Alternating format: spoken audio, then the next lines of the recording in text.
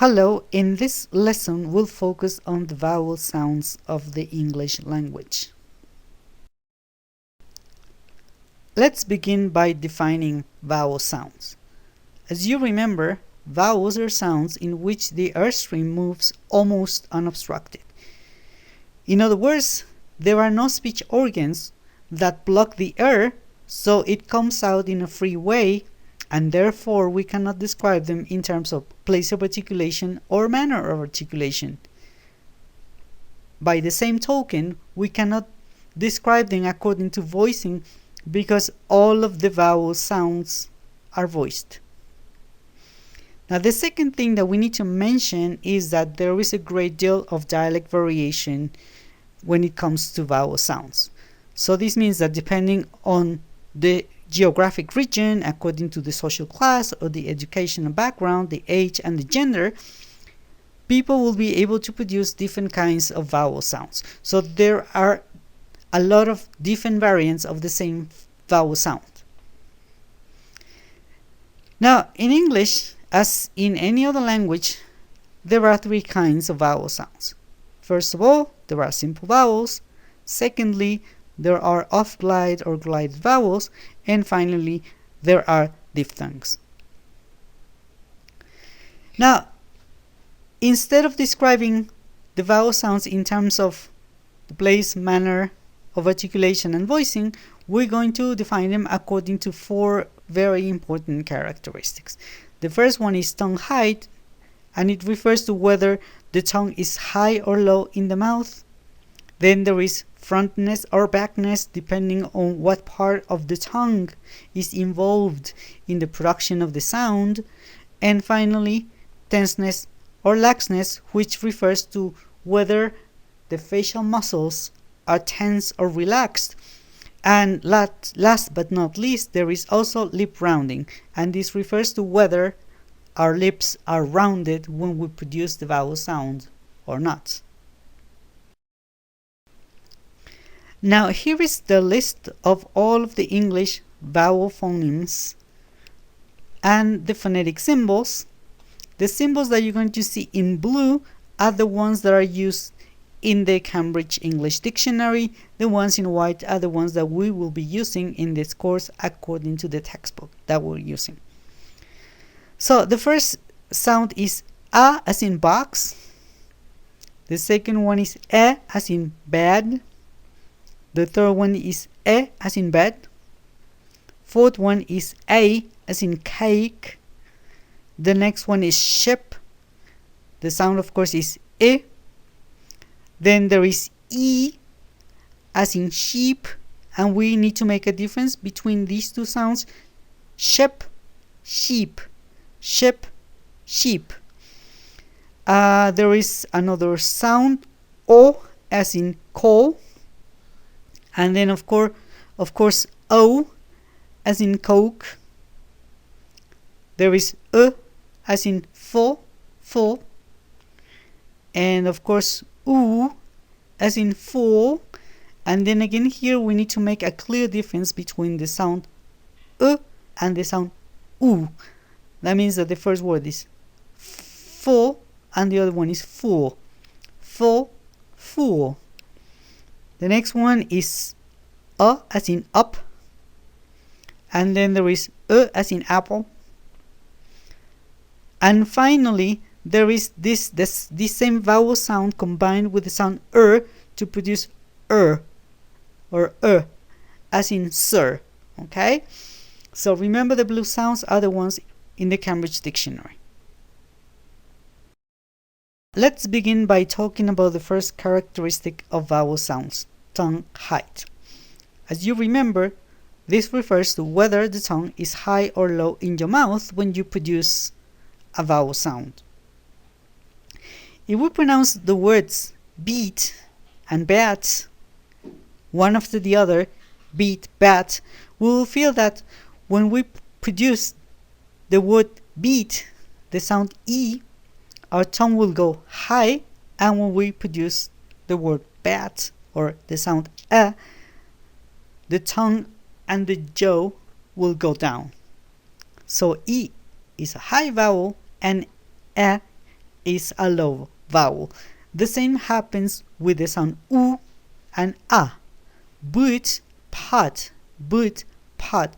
When you pronounce but or U, the tongue goes high, and when you pronounce pot, your tongue and your jaw will go down. Now practice this, repeat the words one after the other, and you will feel the movement of your tongue and your jaw. Now let's do the same thing with the words bit and bet. Bit, bet, bit, bet. You will see also that there's a movement because bit is a high sound, but bet is a little bit lower. It's a mid sound, okay? It is not low, it's mid. Same thing happens when we produce the sounds as in book and the sound as in but. Book, but. Book, but. The tongue moves from a high position to a mid position, so we say that e and u are high vowels, but e and are mid vowels. And of course, the same happens with the sounds a and o. A and o. These two sounds are mid vowels because they are produced with the tongue in a mid position. It is very difficult to see where our tongue is when we produce vowel sounds, but when we produce high sounds and low sounds one after the other, we can see how the tongue moves from a high to a low position. So A and O are mid sounds. Now, to summarize and make things simple, we can see in this diagram the classification of vowel sounds according to the tongue height. So we can see high vowels such as E and E and U and U. We can see the middle or mid sounds such as A and E and O and O. And finally we can see the low vowels such as E and A. Okay, so this is very important to notice because there are 2 low sounds, there are 4 mid sounds, and there are 4 high sounds. Okay, so this is the general classification of the English vowels according to their tongue height. Let us now turn to the frontness or backness in the description of vowel sounds. As we previously mentioned, this refers to what part of the tongue is involved in the production of the sound, the front or the back of the tongue.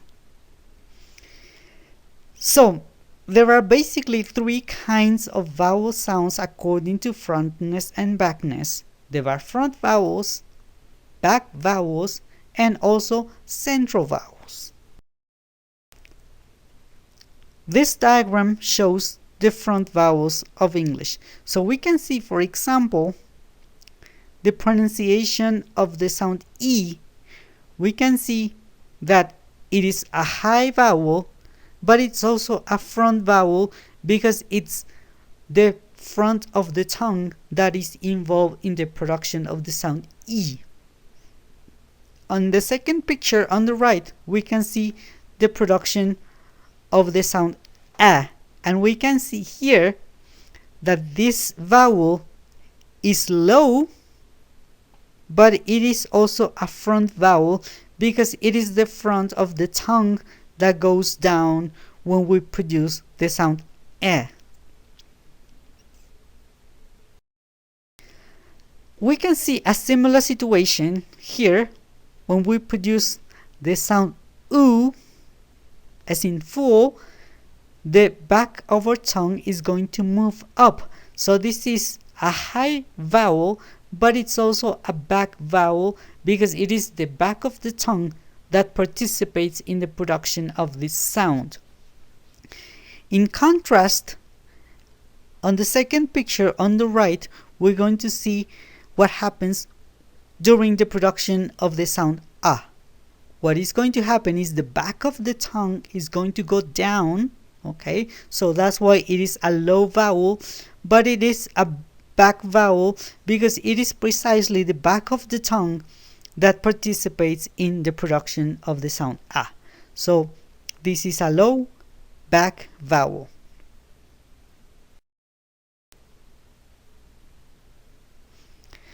Finally, let's talk about the central vowels.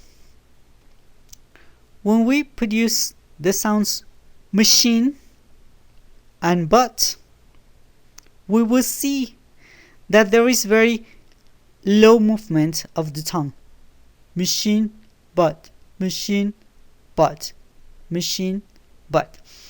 So these vowels are central vowels, but they're also mid vowels because the tongue is not high or low in the mouth. The tongue is in a very neutral position in the mouth when we produce the sounds and okay? So that's what we call them central vowels.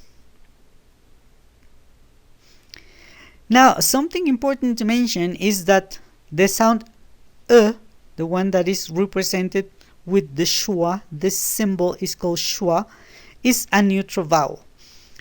And of course, something very particular about English is that many vowel sounds get reduced to this sound when they appear in syllables that are unstressed. That means that if it's not the main syllable, as in the word syllable, you will see that the last syllable, which is not stressed, is reduced to the sound syllable.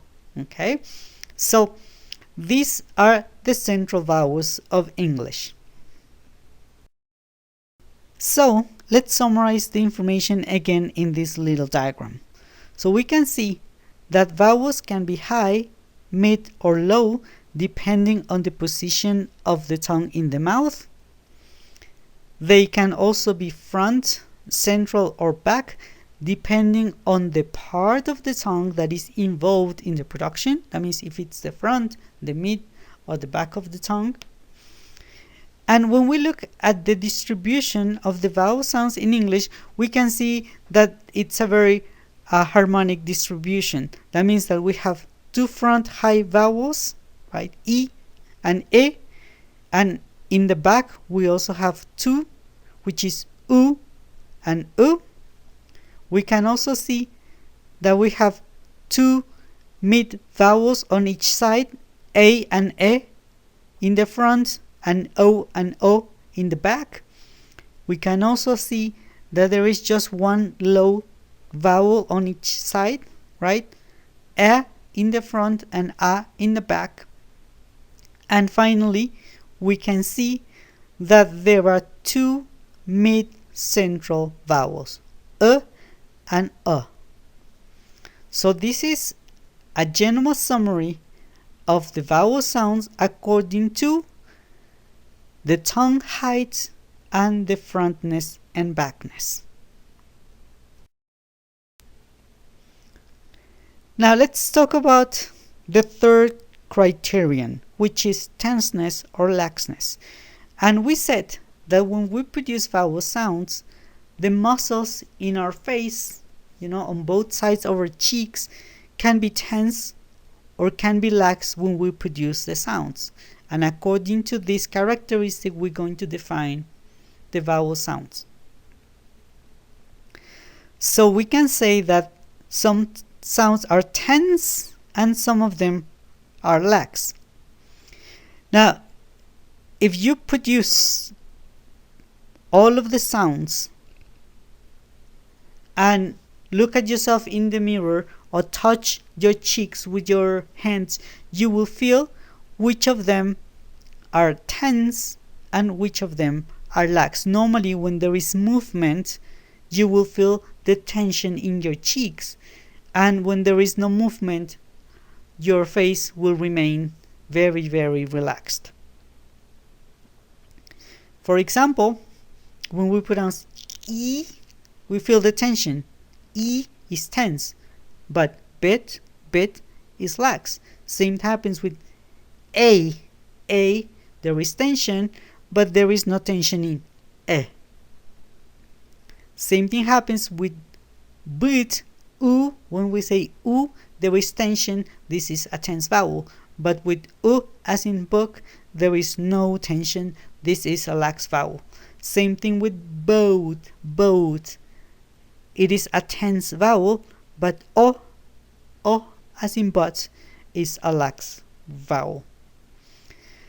Now, practice pronouncing these sounds. Touch your cheeks. You can also press your finger on your cheeks and you will see in which vowels there is tension and in which vowels there is no tension.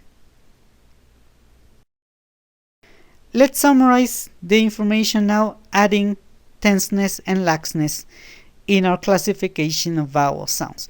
So we have again tongue height, we have frontness and backness, but now let's see which ones are tense and which ones are lax.